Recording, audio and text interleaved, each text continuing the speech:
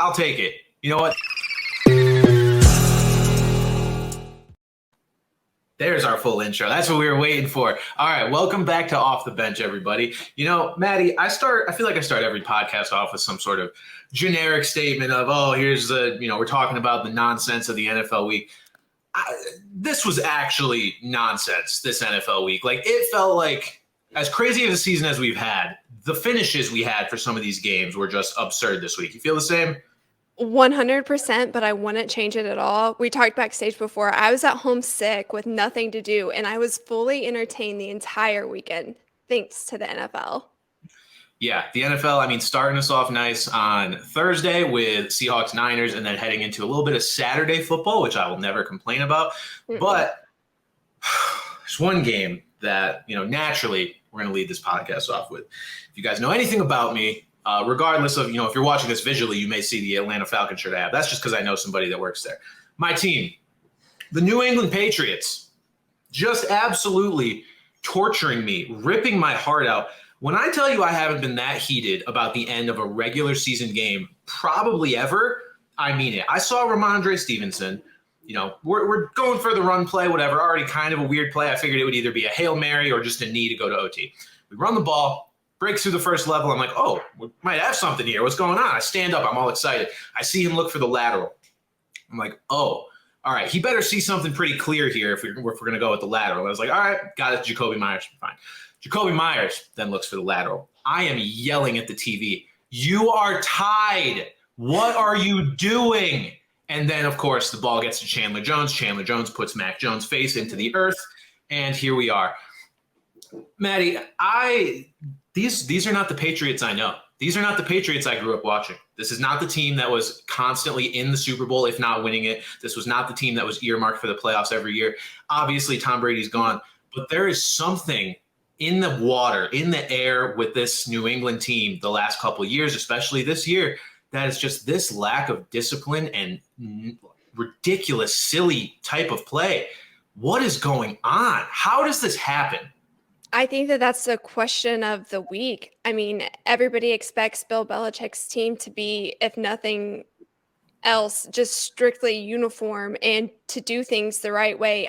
We heard situational football more than we cared to this weekend. And all of it ties back to being such a big deal because Bill Belichick's offense, his team, even his defense, they all execute situational football flawlessly. It's what's won them Super Bowls in the past. So to see them have the complete 180, it's just kind of shocking. But I will say, whenever you hear the players stand up and take responsibility for themselves, that is one thing that at least gives you hope that maybe this was just a fluke incident and it's not going to happen again.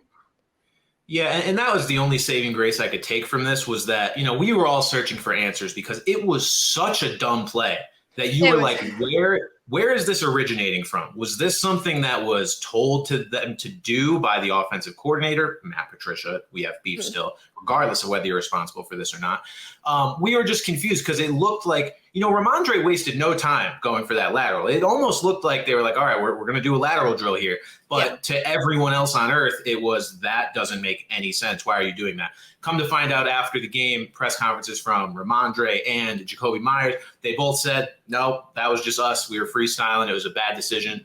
But it's like you would think that these players would have had this instilled in them from Bill Belichick and just from the culture of the Patriots not to make that kind of play. I don't want to make too much of it because, Jacoby Myers has played and Ramondre both, but Jacoby for a few years has played such good football for this team that one mistake should not define him and we shouldn't completely just, shit on him. But it was bad. Like this is a pivotal point in the Patriots season. This was the easiest game left on their schedule while they are fighting for a playoff spot. And you threw it away really bad. And now you have to go face the Bengals. You got to face the Dolphins after that. And then you got to face the Bills. Cincinnati. It's not about the past, it's not about the future. Right now we're preparing for Cincinnati. Our producer coming in hot. That was perfect. But like this team, I don't know. I don't see them making the playoffs now. And that bums me out. I think that pretty much sealed the deal. I think that the most heart-wrenching part of all of this is it's not like New England was down. They didn't technically need the points. You could have played in overtime. So to watch that fall apart when you didn't need it, it's like, why the double? And then you get upset, even though Mac Jones did get his face stuffed in with that stiff arm. But it's just like, could you not have tried a little bit harder to at least stop them from scoring? Because even if they don't score off of that, you go into overtime possibly. So it was just a huge debacle. But no, that's definitely going to go down in history. It's going to be something that we talk about for years to come. Yeah, it's just like, not only the decision to lateral the ball in general and act like this was a desperation play when it didn't have to be, the guy you were lateraling it to, you were throwing the ball across your body, across the field to Mac Jones, who, let's say Chandler Jones disappeared into thin air. He didn't exist. He wasn't there. Fine.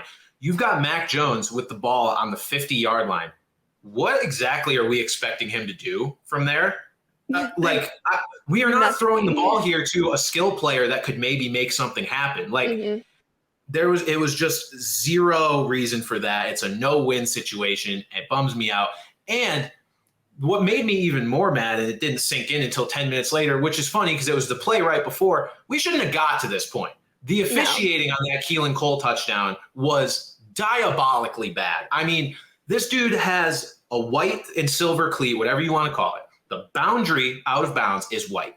There's no black in between the two. I don't care if it looked like Zapruder film quality stuff. I know it was blurry. I know we didn't have a great camera angle, which that's another discussion altogether. I know we don't need to have TV cameras at every angle, but why do we not have more replay angles? Like high quality cameras in places that are just for replay, at least on out of bounds markers, right? Like what are we doing there?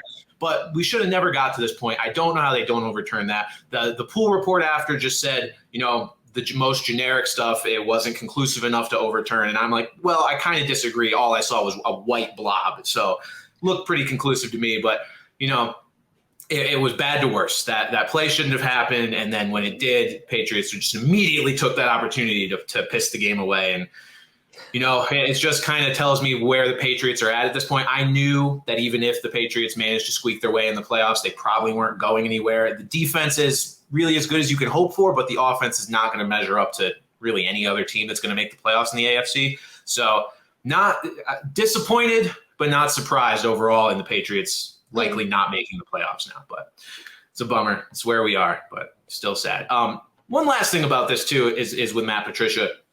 Did you see him clapping when Ramondre Stevenson lateraled the ball for the first time? Did you see that clip? Not in game time, but I did when people were tweeting it out afterwards. Yeah. Thoughts? So before Ramondre and Jacoby took responsibility for it, my mind was racing. I was like, did Patricia tell them to do that? And now we find out that probably isn't what happened unless Jacoby and Ramondre are covering for him for some reason, which I don't think they would do. I don't think it's necessary in the situation. Patricia can just take blame, especially since he's the one likely to be out of the building next year anyway. But I was thinking, at worst, he told them to do that. At best, he's condoning this bullshit play decision. Why are you clapping for this? Why? I don't care what led up to that. Why are you condoning just reckless laterals at the end of a game? It's how out of touch Matt Patricia is and how much of a hindrance he is to this team in general. I can't deal with him anymore. He needs to go.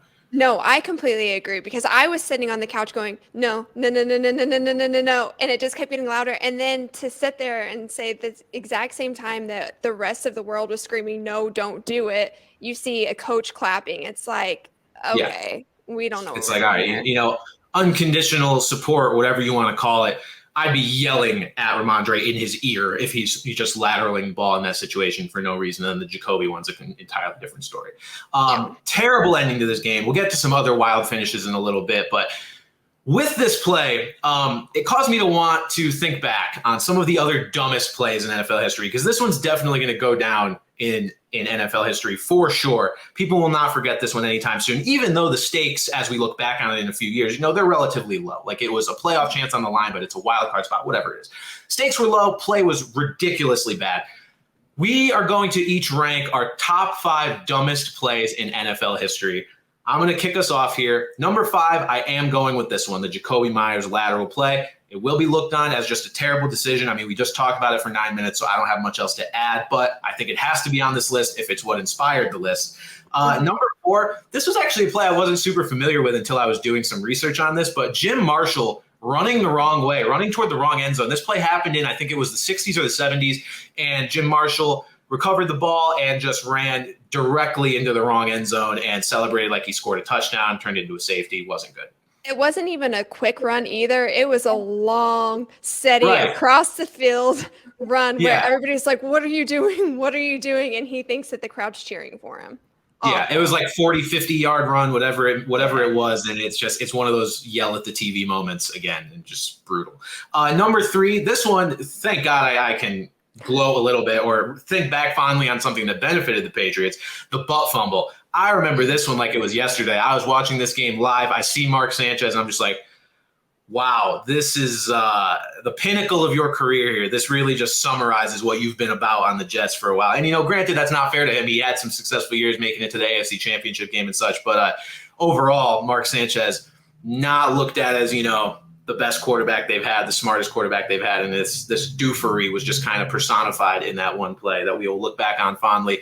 I also remember it was on the Sports Center, not Top 10. They used to keep it where I don't remember if it was like the Sanchez meter or something, but either way, they had it where a play had to beat the other not top play for it to like take over. The butt fumble had to get retired because of how long it was on there. So I just remember that was a great part of my childhood too.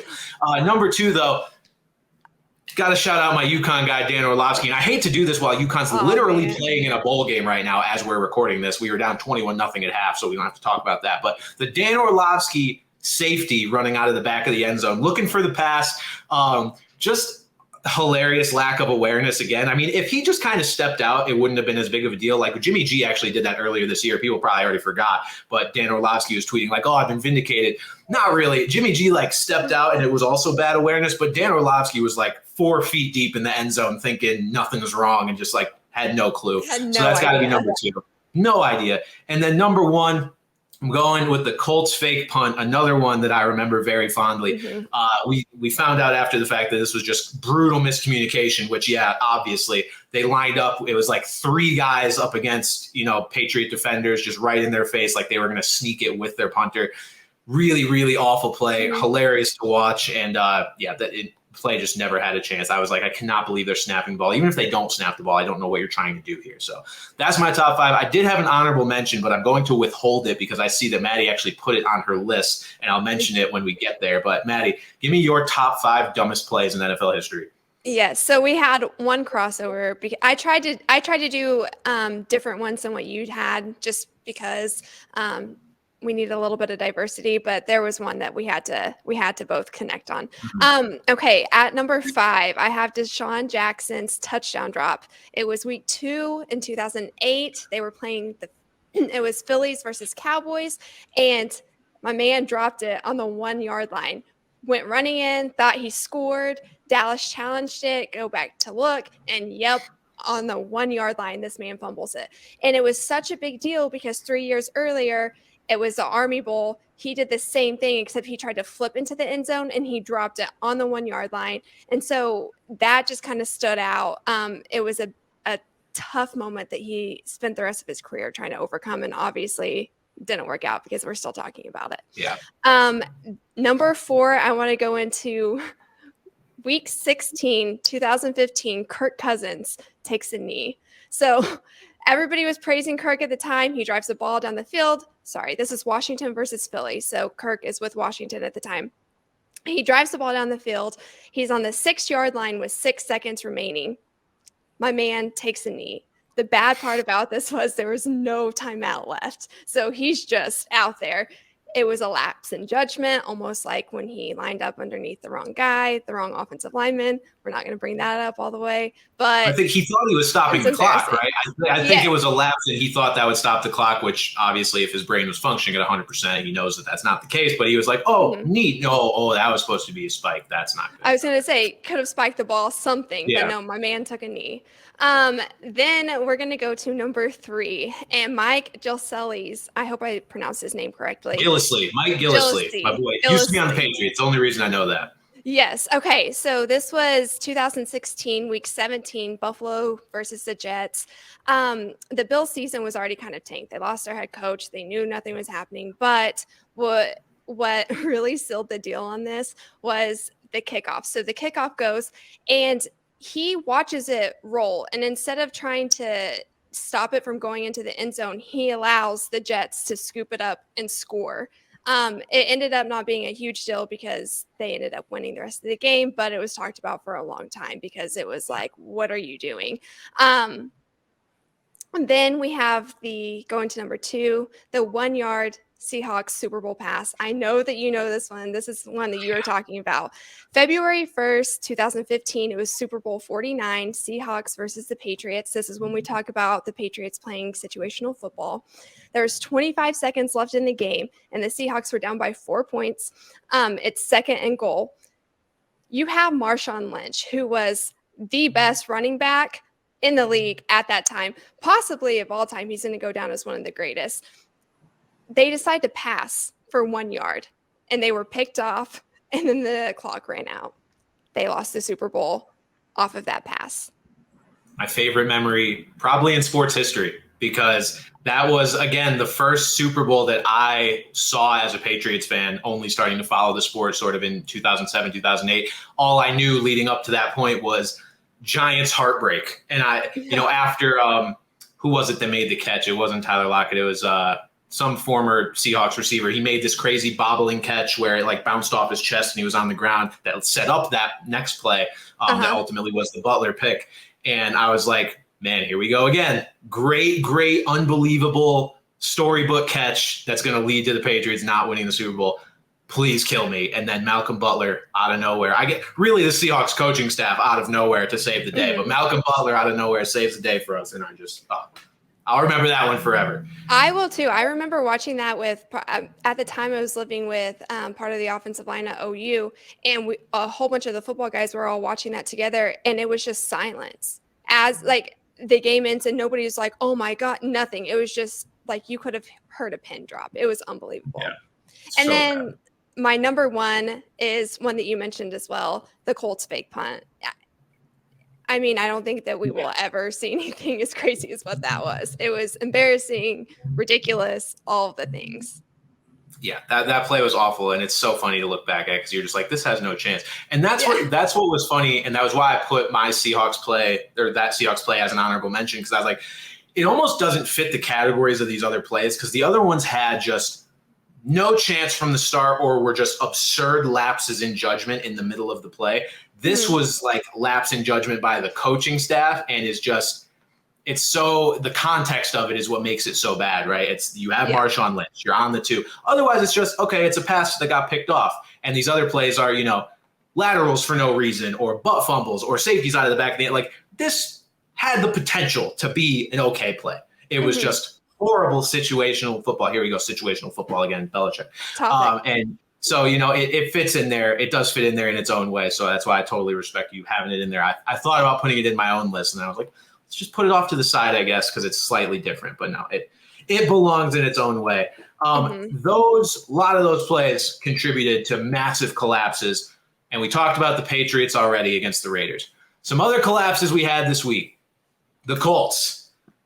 I, full disclosure, did not even watch this game other than till the very end of it. So I see that the Colts are up 33-0. And I'm like, wow, okay. So the Vikings are a little bit fraudulent here. Again, something we've kind of suspected for a while, that their record, at the very least, they are not as good as their record is. They're still good, just maybe not as good as their record. Then I think when it got to 33-14, I was like, here we go. Okay, it's coming. Because, it's not even his fault. It's not his fault. But Matt Ryan being on the other side, it invites these types of games. It just does. I don't know what it is. It's not his fault. A defense should not give up 36 points and a half looking at the Colts defense in the second half. And, then Matt Ryan gets to take the heat for it. Of course, Ryan and the Colts offense barely scored in the second half. I think they scored 3 points. So it wasn't a good showing by them either. But, man, Matt Ryan just invites these. And, Maddie, what do you think this says about the Vikings? Like, how do we view them? Because they make this crazy comeback, right? Super impressive. You were down 33-0 at halftime to a team that's probably going to finish third in one of the worst divisions in football. Like, how do we evaluate? Is it just more of the same from them where it's like up and down constantly? Yeah, I think that now we can say whether you say that the Vikings are frauds or whether they're a super talented team, you're going to be correct because it just depends on how they show up to play. I personally think if they were facing a head coach that was more experienced, they might not have had that same outcome. I think that Saturday had a big misstep on not having the Colts take off more time off the clock at the end. I felt like everybody in the world was screaming, like, what are you doing? Like, let's game manage a little bit better. That was one thing that I took away. But no, the Vikings, I think that you just have to take them as they are each week. And I think that that makes it incredibly difficult for people who are trying to analyze them. Are they an incredibly talented team? Absolutely. Do they show up each week? Absolutely not. And it's just kind of like you don't know what you're going to get. They're a surprise. Yeah, and it's like I want to use the word inconsistent for them because, you know, you look at one half versus the other, even one play to the next for the Vikings, it's inconsistent. But then if you were to tell that to like an unbiased person who's looking at the schedule, they're like, what do you mean like inconsistent? Their record is what is their record? What are they, 11-3? It's like, what's inconsistent about that? It's like, no, you don't understand. Like, you got to look more at it. Did you watch the game? Yeah. They barely pulled these out. And like the ones that they have pulled out have been some ridiculous games. So yeah, I think it's more of the same. It just kind of reinforces what I feel about them in the playoffs, where it's like they can beat anybody, but I don't trust them to string together 4 straight wins to win a Super Bowl because you're going to be pulling this shit, this inconsistent weirdness against only quality teams. Once you get to the playoffs, it's not going to be the Colts. If you go down 33-0 to the Eagles, you are cooked. I'm sorry. You're not making this comeback against the Philadelphia Eagles. You're not making this comeback against the San Francisco 49ers. I don't care if it's a rookie out of the 7th round as their quarterback. It's not happening. So the Vikings are just they're a tough team to figure out, but I think that's where we're at right now is just, you know, talented team, not really a Super Bowl threat in my opinion, despite the 11-3 record. The other thing to look at with this is the Colts.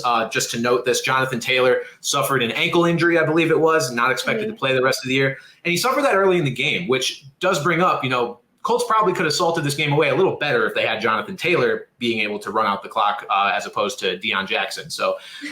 Tough break for the Colts. You know, they could have put together a nice little resume booster here. And I mean, honestly, they wouldn't have been out of the division if they kind of got this win too, because this division is now more up for grabs than we expected it to be with the Titans losing and the Jags winning. So who knows there? But yeah, sorry, Matt Ryan, you are now on the other end of the biggest Super Bowl comeback and just biggest regular season comeback in NFL history. At least you're going to be in the history books, man. Honestly, with Matt Ryan, I hate to say this, has not accomplished enough for, you know, in 10 years for people to really remember him on his own accolades. Like Falcons fans will, and he was an above average quarterback for his whole career. But we're going to look back on him like how we look back on, I don't know, I'm going to go a different position here, but like Andre Johnson on the Texans. It's like we all acknowledge you were real good. You were pretty damn good, but you're not going to be memorable in a lot of these conversations unless someone brings you up and then you're like, oh yeah, he was okay. He was pretty solid. Andre Johnson was better than okay. But, you know, that's just the kind of the memorability comparison I could come up with here. So Colts, good luck. Jeff Saturday's probably not going to be there next year, and we'll see what you can offer us. Different sort of collapse here. Before we move on, can I read? This was the tweet of the weekend, in my opinion. It came from Matt Ryan's wife, Sarah. We actually have it posted to the Heavy on Sports Instagram. But she said, what an incredible game between Argentina and France. Makes you totally forget about anything crazy that may have happened in the NFL yesterday. So she tweeted this the day after everything happened, the Colts and all that good stuff. Sorry, I'm getting over being sick, so I have a frog in my throat. But I just thought that was a hilarious tweet. Obviously, she's aware enough to be able to tweet that, and that was my favorite tweet of the week. So I had to throw that. That was great. I did see a meme too, similar concept to. I don't know if you've ever seen the meme of it's like a bunch of people in a theater, and it's like they're holding guns to each other's heads from like behind each other, and it was in the front. It was like it was either the Colts or the Cowboys, and then behind them it was France holding the gun to their head, and then but up in the balcony it was the Patriots, like with the sniper down, like, oh no, we're the biggest story, we're the biggest collapse of the week. So I didn't see that meme. That's hilarious. Oh, it's so good. I'll try and send it to you if I can find it. But yeah, the Patriots kind of had the most explosive collapse, even if not the biggest one by point total. And yeah, France getting in there too. We got a little World Cup talk. You know, the other football. hopping into the podcast here for a second. Well. But I mentioned the AFC South and how that division is interesting. And it's interesting on the back of this game, Jags-Cowboys. Jags come back from down 27-10 against the Cowboys. They win 40-34 on Rayshon Jenkins' overtime pick six, the first pick six that he has had in his life, by his own admission. Not in high school, not in college, not in Pee Wee football. First touchdown for him in his career, which is awesome. But the Jags, man, they are peaking at I can't say the right time because I think it's a little late, but they're peaking, aren't they? And they look good heading into next season. Zay Jones is going to be a fantasy football league winner, if nothing else. So the Jags are looking great. Trevor Lawrence is looking great. I think he's probably going to be in the MVP conversation next season. This Jags team is going to be dangerous going forward. But as for this season, can we trust the Cowboys? Because this is now a two-game stretch where they've barely beaten the Texans and they lose to the Jaguars. Granted, I think the Jags are a lot better than the Texans, but how are the Cowboys, if they're supposed to be the second or third best team in the NFC and a legitimate Super Bowl contender, how are we supposed to take them seriously if they are choking leads to the Jags and barely beating the Texans? Yeah. First, I'm glad that you brought up the success of the Jags because I think that is just as big of a storyline, but because we're talking about the Cowboys, everybody wants to talk about the Cowboys collapse. The Jags defense brought the heat. I mean, they laid down the hammer and they were super impressive. Trevor Lawrence started off slow, but he found his footing later on, and I thought he was phenomenal as well towards the end.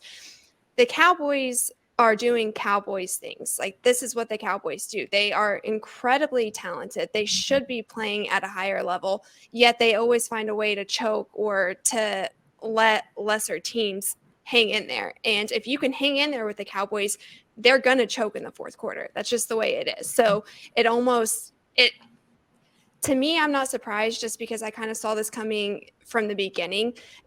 The coaching staff is where I feel like a lot of the issues are coming from, just because game management is always there and you're not play calling to the best to set yourself up in the best situation. I will say that. The Jags defense was bringing the heat, but they weren't really changing things up. They were switching out their right tackle, which I thought was a good move to be able to leave your rookie left tackle in and let him do what he knows how to do. They were switching out veterans at right tackle, but Dak was never comfortable. So if your quarterback's not comfortable, then get him some extra protection. He was trying to extend plays, but he was second guessing himself in the process of it. And I just feel like, especially this late in the season, when you're playing against the Jags, just try some things that are a little bit different to be able to help your quarterback or set him up in a different position to be able to get some more confidence back. And they did not do that for him.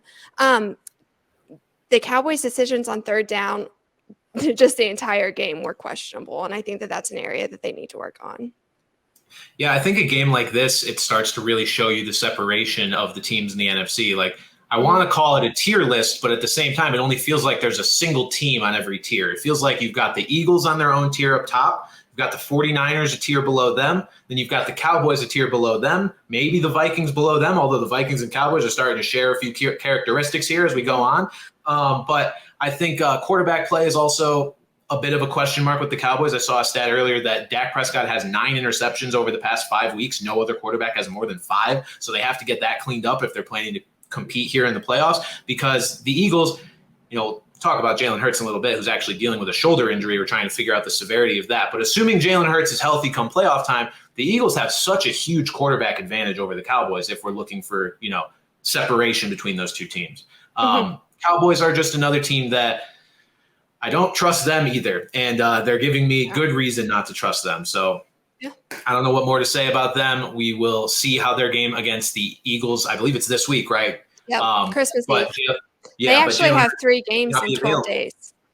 Do they? Okay, so tough little stretch here for the Cowboys. But yeah, the Cowboys may not have to deal with Jalen Hurts this week, which is unfortunate because I think we'd love to see how these teams match up full strength again, and we may not get that. But is what it is. Injuries are a part of the game. As far as the Jags go, again, super impressive. And they actually control their own destiny in the AFC South now because they have a game. They're a game back of the Titans, but they have the Titans still on their schedule. So if they win out, including that game against the Titans at the end of the season, Jaguars will be playoff bound, which I think is pretty cool. I would love to see them in there and, see what they can do. Maybe upset a team in the first round. Hey, let's get a little, I don't know who the Jags face in the first round. Jags, Bills. Give me Jags over Bills in the first round.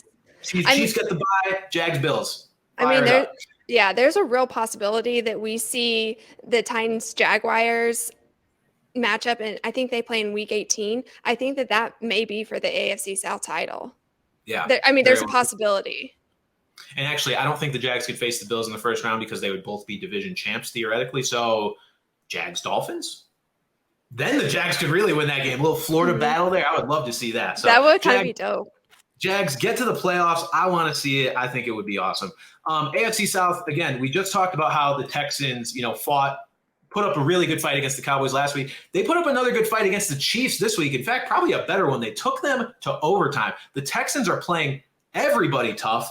I don't really know what has gotten into them because part of last week, I figured, was this whole mixing it up with Jeff Driscoll thing, putting him in for certain snaps, confusing the defense. He was fairly effective in that role. This week, he was not effective in that role whatsoever, and the Texans still took the Chiefs to overtime. Why do you think the Texans were able to hold strong with the Chiefs so much? And does it just break down to all the penalties and the penalty yards? Because it was a really bad game for the Chiefs as far as the flags are concerned. Yeah, 2 turnovers, 10 penalties. I think that had a lot to do with it. I also think that the Texans are playing like they have nothing to lose. And when you play like that, things get dangerous. It's kind of like what we saw the Lions. That's how the Lions spun their season around, is just by playing with heart and like they have nothing to lose. They're just going out to play the game.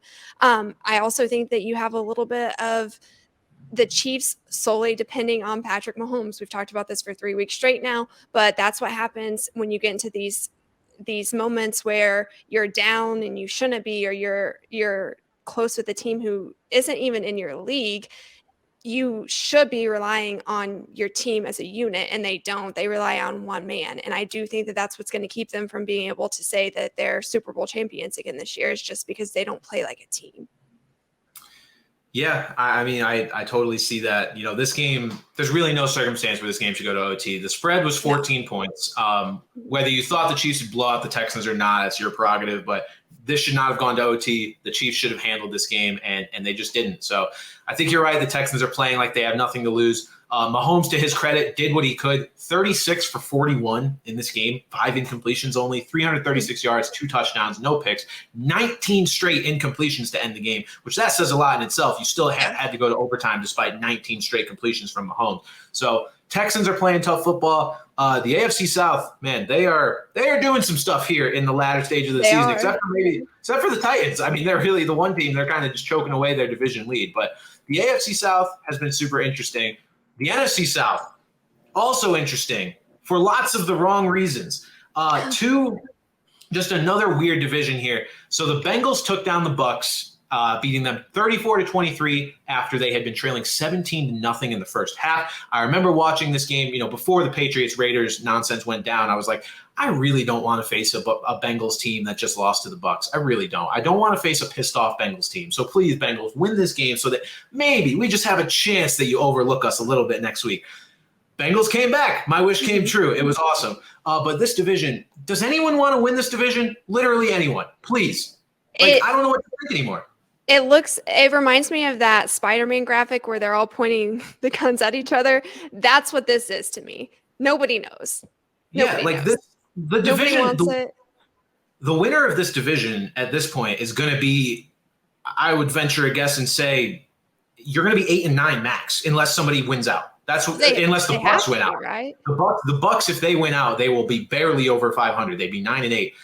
But the winner of this division is likely to be 8-9 or 7-10. Like, we are looking back at some 2020 NFC East stuff going on here, where the Commanders then football team managed to squeak in with that record. It's just whoever gets in here, good for you, because it's a war of attrition. And honestly, I don't think anyone from this division deserves to get in here. I predicted the Falcons would be the team to come out of it a couple weeks ago. I think you agreed with me. And now Desmond Ridder, not inspiring too much confidence.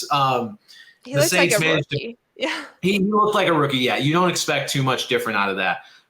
So, the Saints winning that game, it's like the Saints are the one team that you assume has zero chance of winning this division, but then now you've got 3 teams all at 5-9, and you're just like, okay, what do I think of you now? It's gross. No one should win this division. If you're asking me for a prediction on who's going to win this division, I don't care. Whoever it is should get smacked by 30 in the first round of the playoffs. Just someone get in, get that playoff game over with, put that playoff game in like the least desirable window for viewing because it's not necessary. It's gross. I hate this division. I want it gone. It hurts my eyes every time I look at it. Let's see. What do we got here? That was a bit of a rant here. Okay. The Bills and the Dolphins. So we'll move over to the AFC East a little bit. The Bills held off the Dolphins in the elements, the snow. We expected it to be a pretty big factor in this game. It didn't really start being a factor until the latter stages. Obviously, it had snowed before the game, so you've got fans in the stands with their snowballs. Game actually got delayed because of throwing snowballs on the field when the Bills scored. So that's just Bills Mafia to a T for you. Maddie, what were your overall takeaways from this game, and how do you feel about the Bills and Dolphins after this one where, we wanted to see if can the Dolphins hold a candle to the Bills in this division? How do you feel about it? Man, I think that the Dolphins should have ran the ball more. I don't know how to say that nicely other than, in my opinion, I'm not a coach, but I feel like the Dolphins could have ran the ball more. The Bills were letting them, and I think that that's where the Dolphins went awry. The Dolphins are a great team. Tua has to get the ball off quick, but if you shut down his receivers, it is what it is. And the Bills, I will say, they just didn't give up. Just whether they were beat or whether they weren't, they were out there on defense. The one takeaway I had was, who was it at the very end? Was it Singletary who ran and then stopped on like the 1 or 2 yard line and just didn't run it in because they were trying to save time? The very last drive. Very last drive. Let me see. I think that it was Singletary. I didn't understand that. So the Bills have the ball. At this point, the snow starts coming down at the very end of the fourth quarter. Like, the conditions were deteriorating significantly quickly. I mean, it got to the point where you couldn't see in front of you. And instead of running it in, they would have had to kick it back, but he just goes down. And so then they bring out the kicker to finish off the game to kick it. But at that point, I'm like, why not just score the touchdown? Because then the Dolphins are going to have to get down across the field, and they were wearing white uniforms in a snowstorm. That was the one thing that I was just like, Bills, what are you doing? And I feel like we've seen this throughout the season where it's just like little decisions like that. He was obviously told to go down, but it's just like, why? Why are we doing this? What's happening with the coaching staff? That was my big takeaway that scares me going into the future, because I think that this was a great showdown. I think if the conditions would have been different, it might have been different for the Dolphins. But for me, that's what's concerning about the Bills. Yeah, I think, that goes to show you that there's no team in the league this year that's like perfectly disciplined or just looks like a complete wagon all the time. Like, every team has sort of these little hiccups. And again, we'll talk about Jalen Hurts in a second, because the Eagles feel like the one team that might be a little bulletproof, but he struggled throwing the ball this week. So that's kind of a weakness that they have. The Dolphins, I thought they fought pretty well given the elements in this game. They lost by 3 points. So, 3 points in Buffalo in the snow for a team that plays in Miami. Pretty solid. I'll allow that. I'll be impressed by that. But you look at the Dolphins now, 3 straight losses against good teams, to their credit. I mean, it's been the 49ers, the Chargers, and the Bills, but they are not a playoff lock right now. The Patriots loss did help quite a bit, but you look at sort of the back end of this wild card. So, again, I've said this for a few weeks. I think the Ravens are pretty much a lock for a wild card, or the Bengals, however that division shakes out. Some team from that division is going to get the first wild card. I think the Chargers are playing well enough that they get the second. But then the Dolphins and the Chargers are both 8-6, fighting for wild card spots. And then you got the Patriots and Jets lurking at 7-7. What do you think the odds are of the Dolphins completely choking things away and missing the playoffs? I don't think that's going to happen. I mean, we had a couple of Tyreek Hill drop the ball a couple times or had missed passes.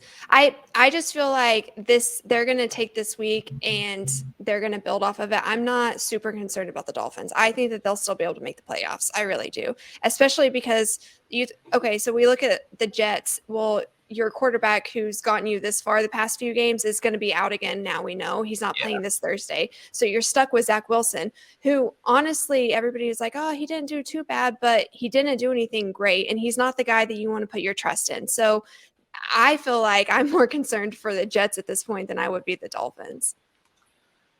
Yeah, I don't I'm not particularly worried about the Dolphins missing the playoffs either if we're just looking at, the quality of their team and the schedule that they have the rest of the way. It's just the fact that they've even put themselves in this conversation to potentially be missing the playoffs is what's concerning and kind of making, I think, a lot of Dolphins fans a little bit worried. But you can't ignore the quality of the teams that they've played. Again, the 49ers, the Chargers, and the Bills, they close the season now at home against the Packers. At the time of this recording, the Packers have not played yet this week, so we'll see what their team is looking like next week. God forbid any injuries or whatever it may be, or momentum for the Packers. We'll see what they look like tonight.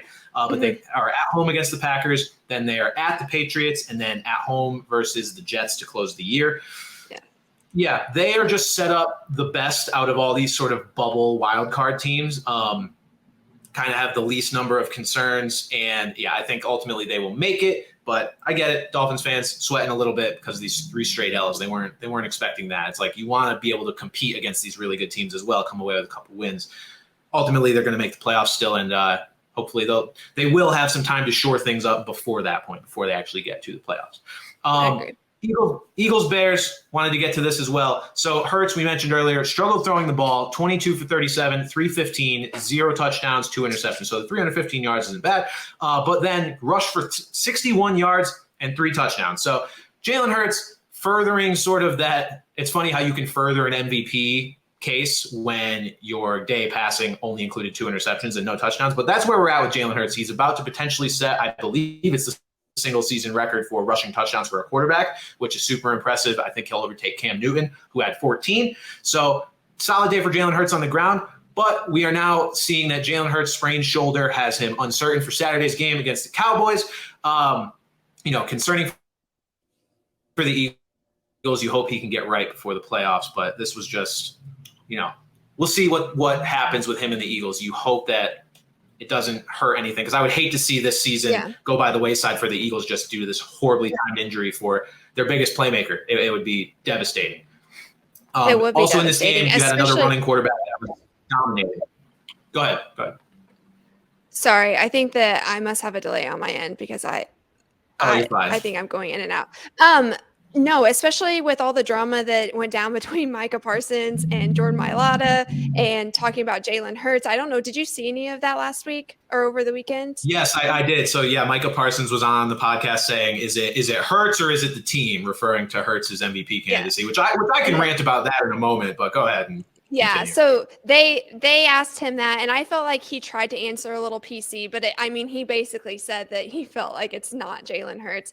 And I feel like this should point out to everybody that Jalen Hurts is a big deal. But remember when I was talking about like the Chiefs and the Bills and how they don't have a team that can like kind of come together and carry if that quarterback isn't having a good game. Jalen Hurts had a terrible game this week. Absolutely terrible game, but they continued to win and really the offensive line had a really bad week. That offensive line that we all praise, they didn't have a great week, but the defensive line stepped up, the defense stepped up, and the playmakers around in that offense stepped up. So as a team, they still got the win. And I think that should go to show like Jalen Hurts is a big part of that offense, but he does have a team around him that supports him. And I think that that's why they are my favorites to make it to the Super Bowl and win the Super Bowl, is just because they play as a team. They play as a unit.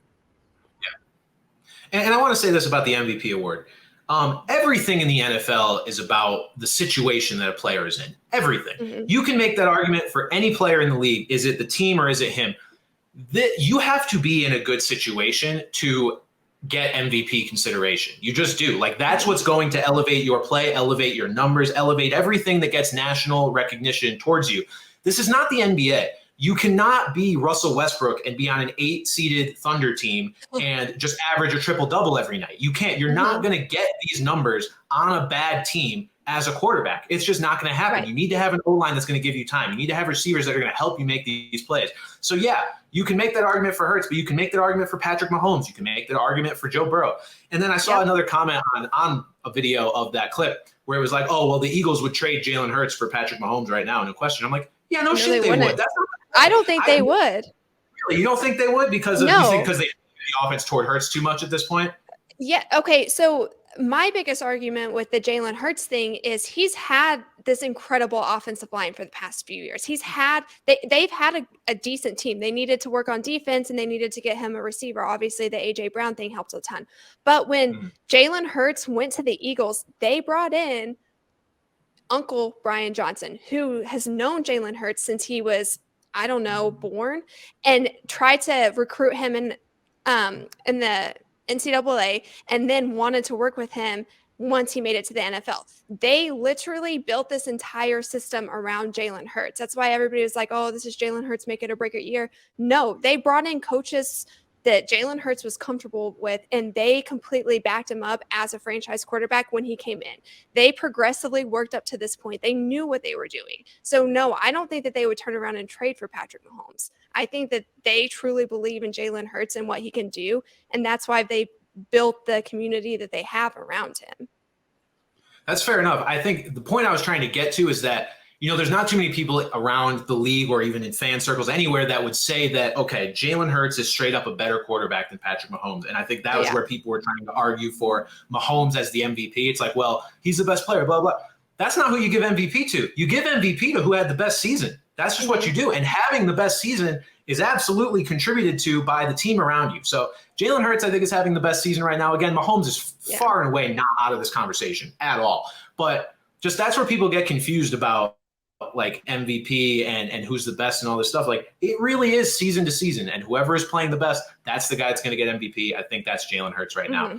Going forward, maybe that could be a guy like Justin Fields. I just wanted to mention him really quick because he is having an incredible rushing season in his own right. I believe he actually is on pace to set the single season rushing yardage record by a quarterback, or maybe it was rookie record, whatever it was. He needs like 200 something yards over the last 3 weeks to get it. I think he's probably going to get it. Oh no, it was to become the third quarterback ever to get over 1,200 rushing yards. It was him joining Mike Vick and Lamar Jackson. I believe that was the number. So, and I think he did, right?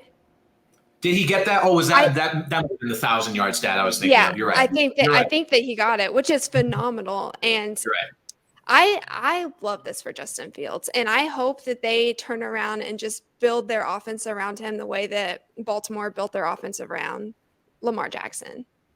Yeah, so I think so it must be what I was thinking of, is he's charging toward the record for rushing yards by a quarterback for a season, which is wild because it feels like he didn't emerge with this skill set. Like, we knew he had this skill set, but the Bears weren't embracing it until like week 5 or 6 or whatever it was. There was several games where he wasn't able to do this to the level that he is now.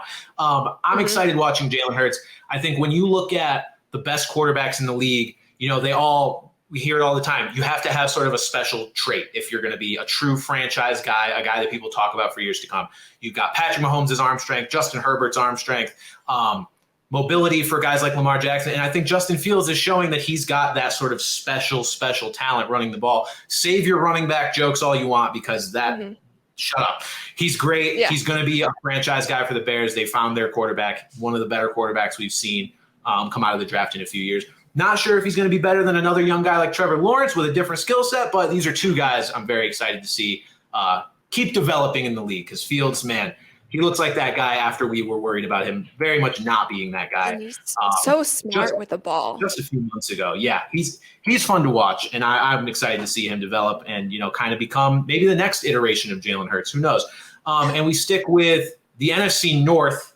The Bears, they're not a threat this season. They got their quarterback. They'll be a threat, hopefully, in the seasons to come, for Bears fans at least. The Lions, though, they're looking like threats. They're looking legit. I feel like we talk about them every week because they just keep surprising us every week. They started 1-6. They now sit at 7-7. We've got the Detroit Lions with a 500 record out of what feels like nowhere. And then they are finishing their season at the Panthers, at home versus the Bears, and at the Packers. 0 people would be surprised if they went 3-0 in that stretch. The Lions could be sitting here at 10-7 in a few weeks. I mean, what a season for the Lions. What a come up for this team.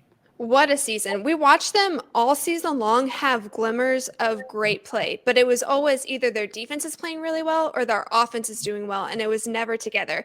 The past few games, we've watched them work together, and they're playing as a team. Both units are playing really well. And I just have to say, Dan Campbell has the biggest balls in the NFL. Big kahunas, this man he makes the craziest decision and he believes in his team and his athletes. And I love to see it. I love to see it. It gets me so excited. I do want to point out so part of this Dan Campbell has huge cojones thing, which he absolutely does regardless of this. But the Penei Sewell thing, did you see that last week where he was like, I didn't even know that was happening. I was like, well, I guess that contributes to having big cojones if you just blindly trust the rest of your coaching staff to make these calls. He's like, I looked up, saw Penei catching the ball. And I was like, what's happening? Well, all right. I mean, hey, we'd prefer you to be a little more aware, but look, I love it. Things are working out. This is what happens when you're winning games, right? People overlook that kind of stuff and look at it as a positive, which maybe it is. So we can laugh go at Lions. Another team, it's Lions and Jags right now that I just desperately want to see them both in the playoffs and see what they can do because I think they're both on a similar come-ups, which largely is contributed to by finding the right coach. The Jags got Doug Peterson, and the Lions, it seems like Dan Campbell's the guy.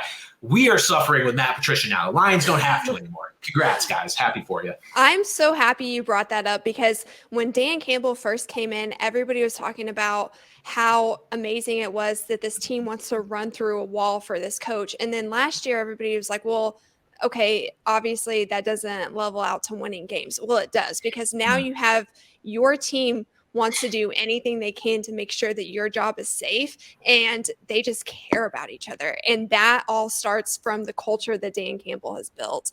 And I think that's what's made them play the way that they have because like I said, they've been playing with so much heart and they leave it all on the field. And I do believe that that's because they're playing for Dan Campbell. Yeah, and I think, people just get worried when they see a guy like Dan Campbell with the sort of bravado that he had. It's like, okay, is that all he's going to bring? Like, you get worried because then, if the wins don't come along with that, if the players aren't buying into the system, then all you have is a guy who ultimately the players aren't actually going to end up listening to, like, regardless of how motivating he might be. But no, he showed he's the total package. I mean, the Lions are, 6-1 now in their last 7 games. Incredible turnaround for them. They are knocking on the door of the playoffs, and I just hope they finish it off. The other side of this, though, the Jets, Zach Wilson just continues to suck. Just bad. He's so bad. He's so bad, and he walks with like the cockiest. He reminds me of Aaron Rodgers. He's just not as talented. He's got Aaron Rodgers' petty, shitty attitude. He's not as talented as Aaron Rodgers is. I miss Mike White, and I hope Mike White gets better soon and can come play. I know that he's not going to be there Thursday, but man, the Jets do not deserve to have to play with Zach Wilson at quarterback. Honestly, I feel like Joe Flacco would be better in this role than Zach Wilson. I agree. And I honestly think, they promoted Zach Wilson to be the backup again this past week after several weeks of him not even dressing for the games. I think if they legitimately thought, and obviously you could never know this, but if they thought Mike White had a legit chance to get hurt and, they needed to go to somebody else, it wouldn't have been Zach Wilson. They're like, oh man, I wish we had Joe Flacco ready for this game because at least he would give us a shot. But then, they stuck with Zach coming into this week as well and didn't go back to Joe, which I think is just weird. It seems like you're kind of throwing away the playoff chances that you could have had for some weird loyalty to Zach Wilson that I don't fully understand. Do you feel like it's loyalty, or do you feel like they're trying to let him flame himself out so that it's easier when they have to have that discussion with ownership, like, hey, this is not our guy? Yeah, I could see that as a possibility. At the same time, it's like you're in the playoff hunt. Like no matter what you think your team is going to do when it gets there, whether you think you're overmatched in your heart, obviously they'd never say that to their players or anything like that, but whether you believe in your heart that you're going to do anything in the playoffs or not, you want to get there just to get there and get these players some playoff experience and show that this season was some semblance of a success. The record suggests that it kind of already is. I don't know how many people predicted this record for the Jets, even though it's maybe tailing off now with Zach Wilson, but no, I feel like they still maybe ignorantly believe that Zach Wilson gives them the best chance to win because you have to go in trying to win these games with Joe Flacco. I know the perception from outside looks awful if you're like, okay, we are in win now mode and we're still keeping Zach Wilson inactive or as a backup. And it's like, okay, you've really given up on him now. Like there's no going back from that. So I think it's tough to balance, but if I really had to guess, I think they might be a little blindly ignorant and loyal to Zach Wilson, but it'll give them their answer though. It'll give them their answer this week. And if he has to start again next week, hopefully he doesn't, whether Zach Wilson has a future in a Jets uniform and in the NFL. Because I don't know the answer to either of those right now. I would assume Jets uniform, no. NFL, maybe. Somewhere else. We'll see where he ends up.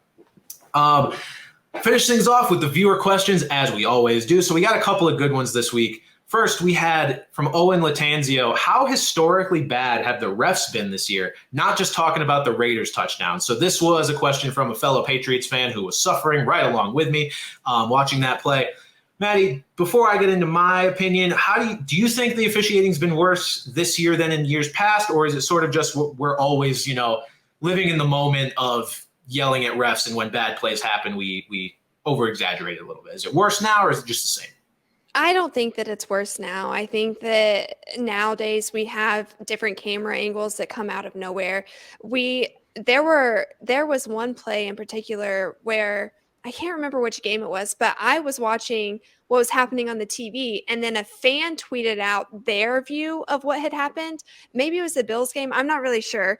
I can't remember which game it was, but it was completely different. And you're like, no, that didn't happen. I think he wasn't out of bounds. But from what I saw on the TV, I agreed with the refs. Then I look at the fan view of their cell phone footage that was tweeted out, and then I changed my mind. So I think that technology has a lot to do with it, the different camera angles. And I think that if anything, we need to say that the NFL needs to update the rules on how they can use replay imaging, like if it comes to player safety or something like that. But no, I don't think the officiating's gotten worse. I think that it's just, well, one, if your team's involved, you're going to focus on it more. But two, right. I think that now we have more technology to point out their imperfections, whereas previous years we didn't. Yeah, I don't think the officials themselves are worse. It wouldn't make a lot of sense as to why officiating has just deteriorated. I think it feels worse largely because of the roughing the passer calls that we seem to get at least one of these every single week. So it's just kind of piling on.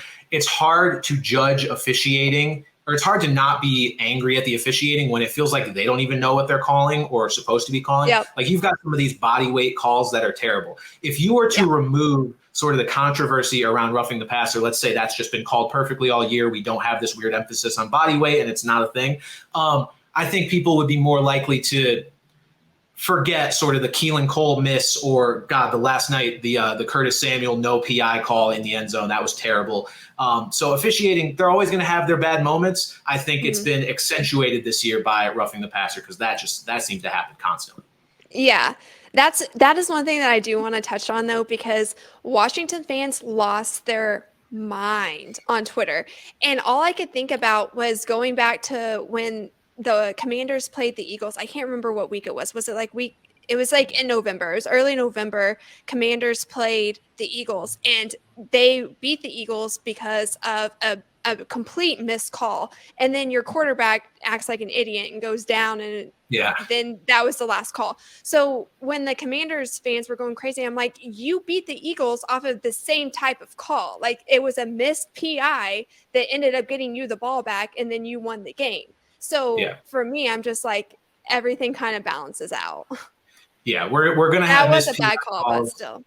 Yeah, we're going to have missed PI calls every year. It just is what it is. We're going to have some bad, out of bounds, inbounds calls is what it is. I don't feel like those have been any more frequent. Again, it's just the roughing the passer stuff where we don't even know what we're watching for half the time. It makes it feel worse. The other question I got, also somewhat very, very Patriot related. How long can Bill Belichick get away with the Patriot Way? I'm sick of the soulless Pats players after games just acting like the Stepford Housewives. Get mad. Show us you care. How do you feel about Cincinnati?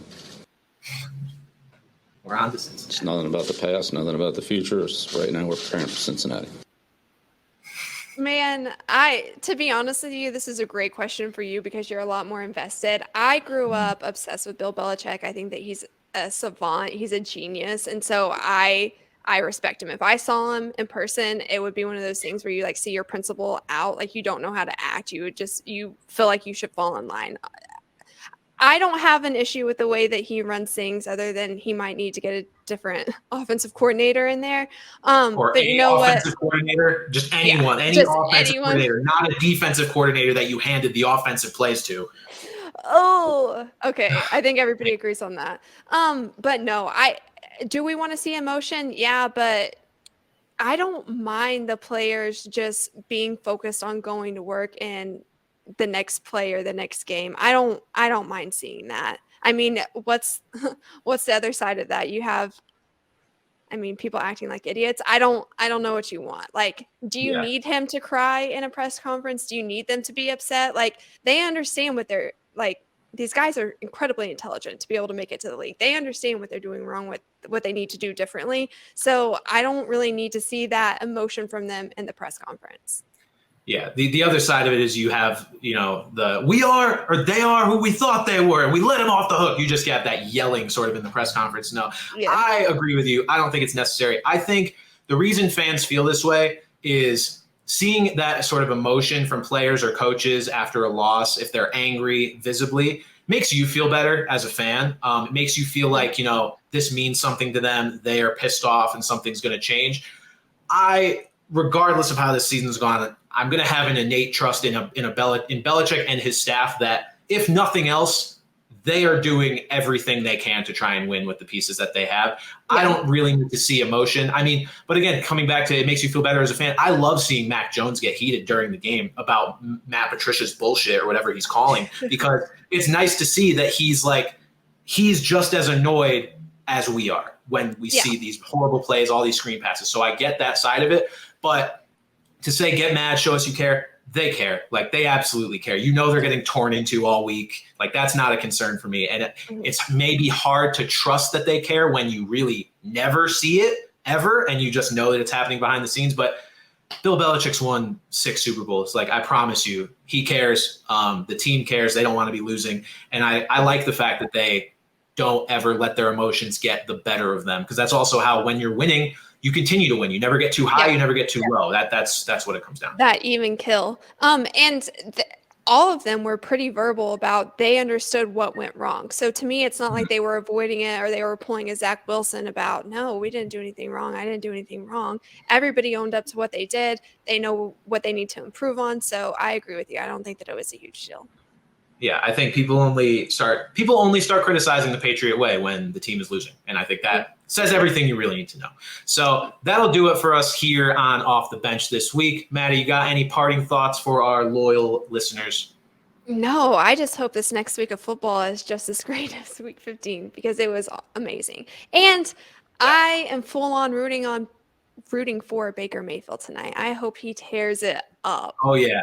Yeah, absolutely. So, hey, listen, again, we said this a couple weeks ago. We were like, oh, if you're listening to this tomorrow and the Commanders have won, then we know the football world has gone to shit. And then they ended up actually winning that game.